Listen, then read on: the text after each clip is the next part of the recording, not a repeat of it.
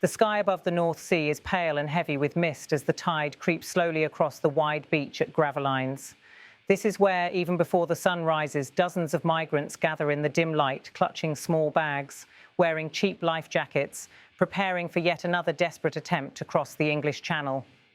French authorities had hoped that stronger patrols would deter them, but the sea remains a pull more powerful than the fear of the waves. For many of these families, the crossing represents the last step on a long journey through deserts, across borders, sometimes through war zones, toward what they hope will be a new life in Britain. The beach itself tells a story. Men standing together quietly, their faces drawn with exhaustion, mothers hushing small children as they watch the horizon for signs of the boats, a few clutching blankets or plastic bags containing their only possessions. Not far from the crowd, police cars wait on the sand. Their blue lights flash in the morning gloom, but there is little they can do unless they catch smugglers in the act. The officers stand watch, aware that the migrants are determined to go and that their own presence sometimes only makes the departures more chaotic. Out beyond the sandbar, small inflatable boats bob on the swell, most of them old, patched and dangerously overloaded. They are not meant for long journeys, let alone a crossing through one of the busiest shipping lanes in the world. Yet for many here, these boats appear as a fragile bridge to a hoped-for safety across the water. Today's departures come in the shadow of fresh tragedy. Only yesterday, 2 young Somali women lost their lives when their dinghy capsized off Pas-de-Calais. Their bodies were brought back by rescuers who have become grimly familiar with such recoveries. In a separate incident, the body of another migrant was pulled from a canal near this very town of Gravelines. Those deaths, which might have warned others, have instead underscored the urgency felt by the people gathering here. If they do not try today, they fear they may never have another chance. As the light grows stronger, a signal is given. The migrants begin to move, first a few, then whole families step into the shallows, shivering as the cold water soaks their trousers and skirts. The tide is high and the wind pushes waves toward the beach. Still they press forward, some carrying children on their shoulders, others gripping one another's arms for balance. A father, his face tense but determined, wades waist-deep into the surf to steady a small boat that drifts near the sand. Around him, a dozen others push forward, lifting bags and plastic canisters. A young man, barely more than a boy, stretches out his hand to help a woman in a headscarf climb aboard. The boat rocks dangerously as more people clamber in. One man steadies a crying child, while another shouts instructions in broken French and English, urging people to sit to keep the boat from tipping over before they push away. French officials warn that these overcrowded boats often have only one small outboard engine, barely strong enough to carry their human cargo across the channel's 20-mile stretch. Yet smugglers continue to charge desperate families thousands of euros for a place on them. Nearby, another group wades through the foaming water toward a second dinghy. The scene is chaotic but strangely orderly, each person focused on getting a foothold in the boat, each moment increasing the risk of capsizing. The voices on the beach mix languages: Arabic, Somali, Kurdish, Dari, French and English, an audible reminder that this is not one nation's crisis but a global one. Behind them, the shoreline shows traces of the night's gathering, footprints in the damp sand, discarded clothing, empty plastic water bottles. The beach will be empty again soon, save for the police vehicles that remain parked, waiting for the next attempt. Local residents say they have grown used to waking at dawn to the sight of figures crossing the dunes. Some express sympathy, others frustration, arguing that the situation has persisted for too long without a lasting solution.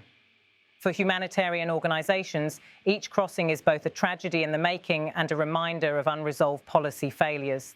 They note that safer and legal routes for asylum seekers remain limited, forcing families into the hands of traffickers. In Paris, the government insists it is doing all it can, deploying more police, tightening border checks, cooperating with the British authorities. Yet every day, new groups arrive from across Europe, funnelled by smugglers toward these beaches. In London, the Channel crossings remain a political flashpoint. Successive governments have promised to stop the boats, unveiling new legislation aimed at deterring arrivals. Critics argue that these measures do not address the root causes: conflict, persecution, poverty, and that without safe alternatives, people will keep risking the journey. The English Channel, only about 32 kilometres wide at its narrowest point, can appear deceptively close on a clear day. But the waters are treacherous. Strong currents, sudden shifts in weather, and the heavy shipping traffic of freighters and ferries all create hazards that small inflatable boats are not designed to withstand. French Coast Guards patrol constantly, often rescuing migrants in distress. They say the work is relentless and emotionally draining, especially on days when they recover bodies. This September morning in Gravelines shows the cycle in stark relief. The migrants gather, the police watch, the boats launch. Some will be intercepted and brought back. Others will make it into British waters to be met by border forces or rescue vessels. And too often, a few will not survive the crossing. Aid workers say that many who attempt the journey have already endured months or years of hardship. Wars in Sudan or Syria, instability in Afghanistan, persecution of minorities in their homelands. For them, the Channel is the final barrier after crossing continents. At nearby migrant camps, conditions are harsh. Makeshift tents, muddy paths, little access to medical care. Rumours of successful crossings spread quickly, giving fresh hope to others waiting their turn. As the boats today move further out to sea, their passengers shrink to distant shapes against the steel-grey water.